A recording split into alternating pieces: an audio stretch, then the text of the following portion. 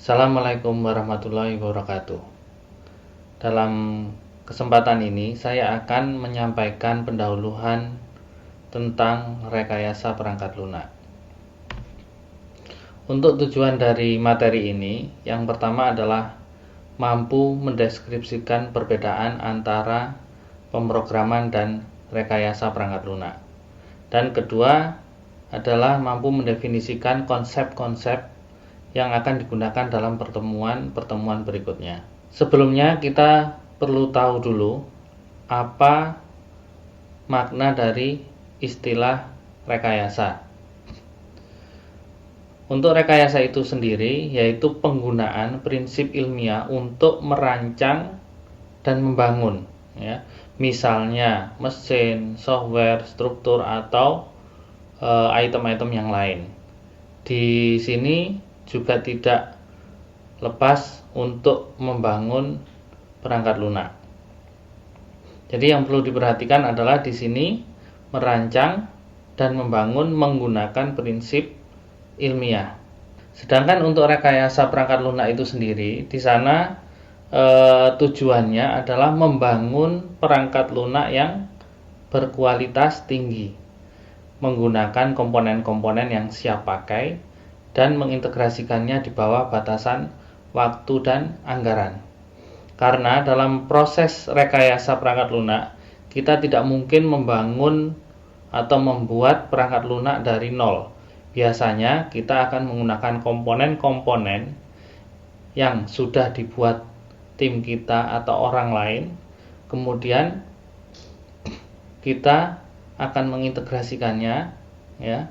Akan tetapi dalam proses rekayasa itu sendiri di sana ada batasan waktu dan anggaran. Untuk perangkat lunak itu sendiri di sana biasanya memiliki kerumitan yang cukup tinggi, ya. Dalam arti di sana source code-nya cukup banyak, kemudian software tersebut juga terhubung dengan database atau terhubung dengan aplikasi-aplikasi yang lain. Dan selain itu, perangkat lunak juga harus berubah sesuai kebutuhan, ya, entah itu kebutuhan dari user atau kebutuhan terhadap kesalahan-kesalahan atau error yang telah terjadi. Berikut ini adalah kegagalan rekayasa perangkat lunak. Di antaranya yang pertama adalah pada tahun 1992, ya, ada seseorang yang bernama Mary, ya. Dia mendapat undangan ke TK, padahal pada saat itu dia sudah berumur 104 tahun. Setelah ditelusuri, ternyata di sana kesalahan tersebut disebabkan karena program yang dibuat hanya mencatat 2 digit terakhir dari tahun lahir. Misalnya dia lahir pada tahun 92, maka pada tahun 96 dia seharusnya umur 4 tahun. Akan tetapi berbeda halnya dengan kasusnya Mary. Dia lahir di 1896. Kalau kita kurangi 1992, maka dia berumur 104. Kesalahan tersebut karena pada saat itu memori komputer itu masih sangat terbatas, sehingga variabel-variabel yang bisa diringkas biasanya oleh programmernya diambil yang penting-penting saja, di mana pada kasus ini yang diambil adalah 2 digit terakhir dari tahun lahir. Berikutnya adalah kesalahan dalam membaca tahun kabisat. Jadi ada sebuah supermarket, di sana dia didenda $1.000 karena sudah menjual daging yang kadaluarsa. Jadi kadaluarsanya 1 hari, ketahuan pada tanggal 29 Februari, ya. Karena program tersebut menganggap bahwa seluruh bulan di bulan Februari, ya, itu akan berakhir pada tanggal 28 Februari. Tapi programmernya salah. Padahal pada tahun 1998 di sana pada bulan Februari berakhir pada tanggal 29. Berikutnya lagi adalah kesalahan antarmuka atau interface dengan pengguna. Jadi pada tahun 1990 di sana ada sebuah kereta yang meninggalkan stasiun tanpa masinis. Jadi kasusnya masinis itu telah menekan tombol menjalankan kereta.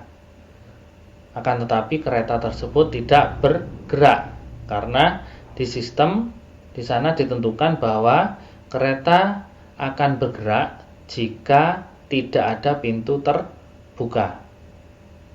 Kemudian masinis tersebut meninggalkan tempatnya untuk menutup pintu yang macet. Dan kebetulan menutupnya dari luar. Jadi karena logikanya seperti itu, ketika pintu ditutup, akhirnya keretanya bergerak sendiri.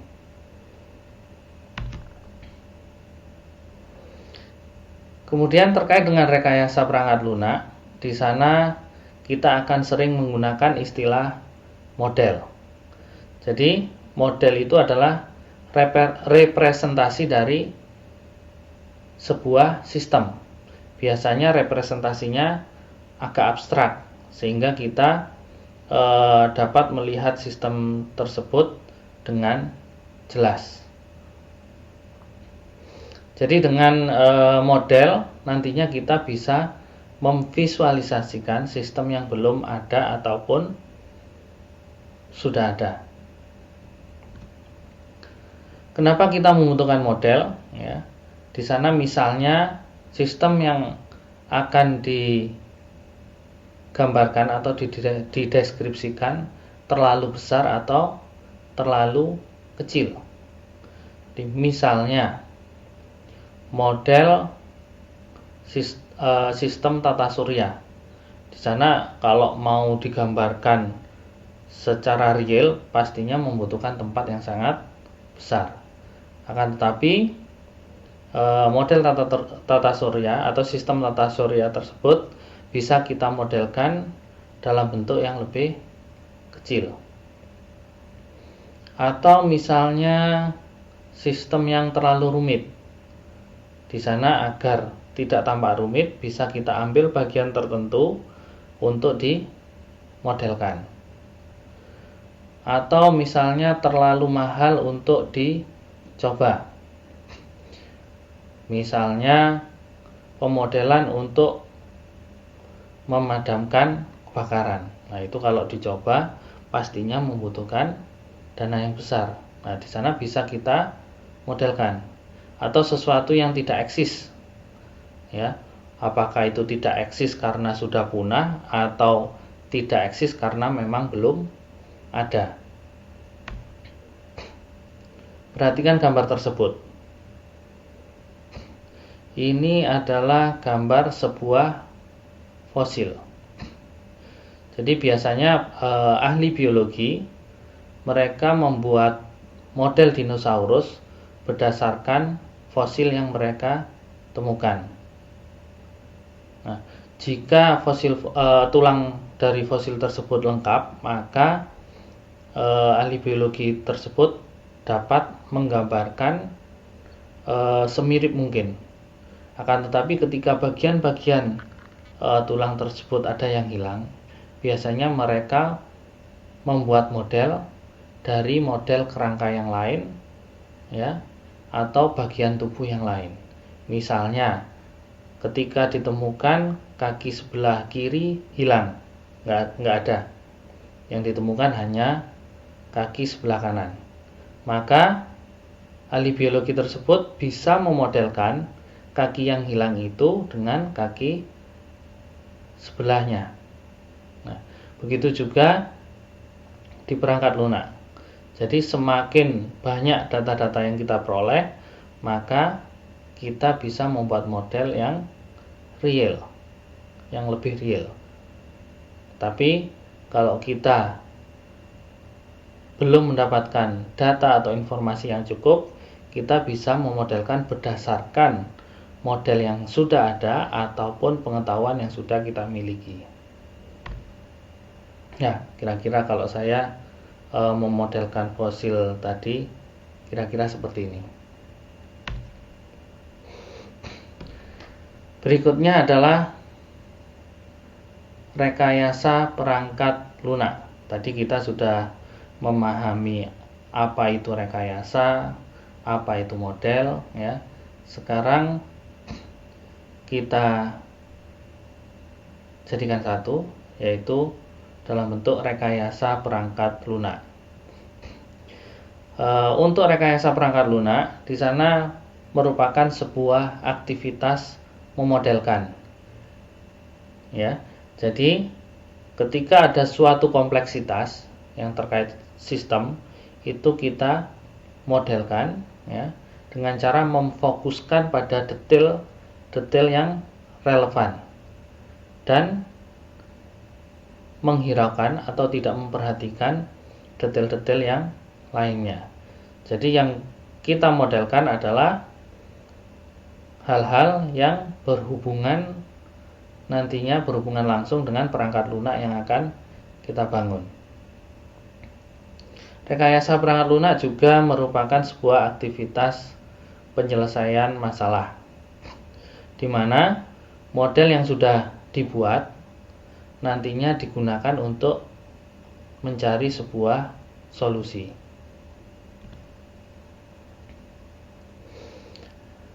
Dalam rekayasa perangkat lunak juga bisa disebut sebagai aktivitas akuisisi pengetahuan. Jadi misalnya kita mau membuat software tentang transaksi saham. Berarti kita harus mempelajari bagaimana proses transaksi saham.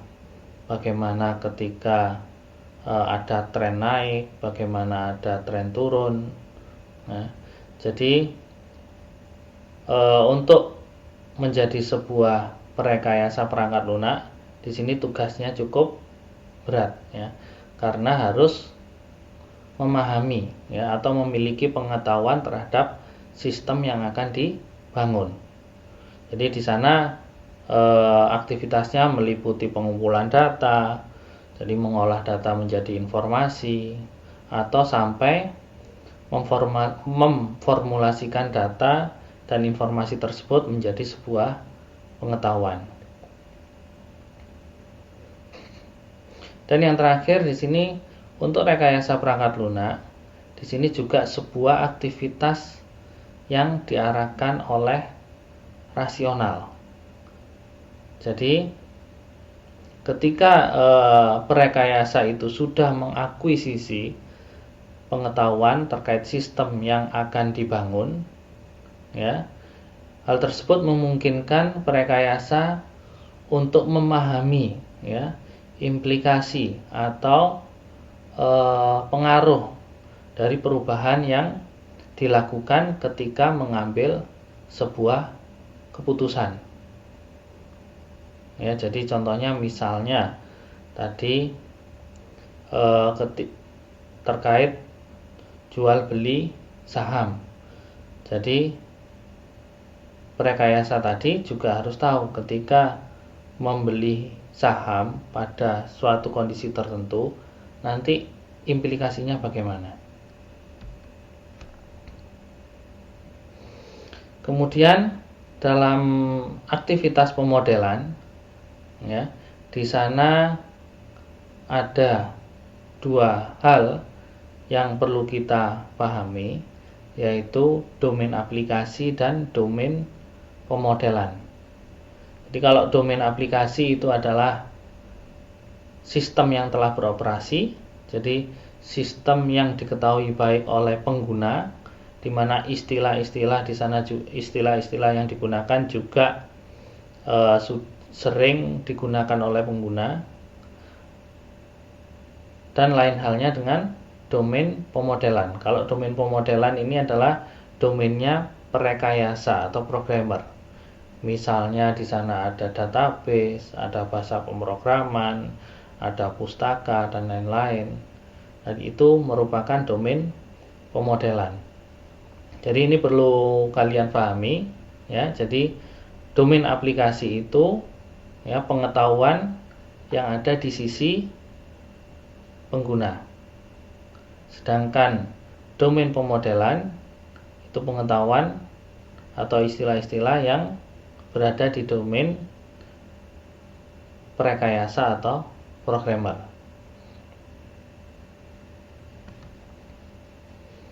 Kemudian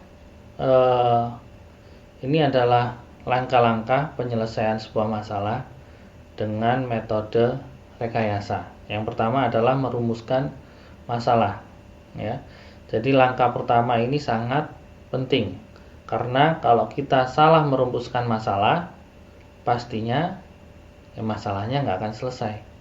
Jadi kita harus pandai-pandai memilih dan merumuskan masalah.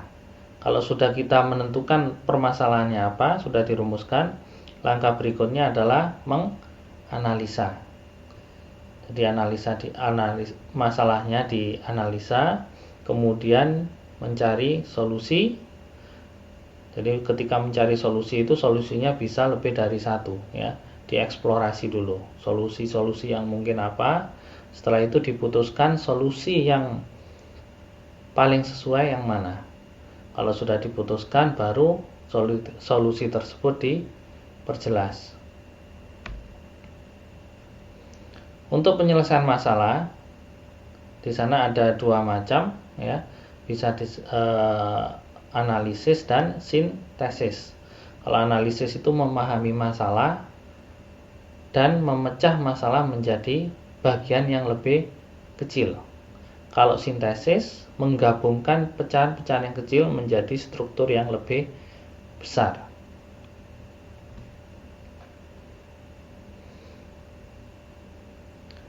Dalam penyelesaian masalah di sana biasanya digunakan teknik atau metodologi atau tool-tool yang sering digunakan. Nah, kita perlu tahu bedanya apa, teknik apa, metodologi apa, alat apa. Jadi untuk teknik itu sendiri di sana merupakan prosedur formal untuk memproduksi hasil menggunakan beberapa notasi yang sudah didefinisikan dengan baik. Misalnya teknik membuat program menggunakan flowchart misalnya, atau teknik membuat database menggunakan ERD. Ya, di sana teknik itu yaitu prosedur formal untuk memproduksi sesuatu ya, menggunakan notasi yang didefinisikan dengan baik. Kemudian berbeda lagi dengan metodologi. Jadi kalau metodologi itu sekumpulan teknik yang diaplikasikan ya untuk merekayasa sesuatu, misalnya merekayasa software. Jadi di sana ada beberapa teknik, misalnya gabungan teknik membuat program, membuat flowchart digabung dengan teknik membuat ERD ya. Nah, di sana beberapa atau sekumpulan teknik tersebut bisa disebut sebagai metodologi. Kemudian dalam melakukan teknik ya atau melakukan prosedur formal tadi, kita biasanya menggunakan alat atau instrumen ya. Misalnya untuk menggambar flowchart kita menggunakan software Visio, atau untuk membuat ERD kita menggunakan tool atau software MySQL Workbench atau tool-tool yang lain.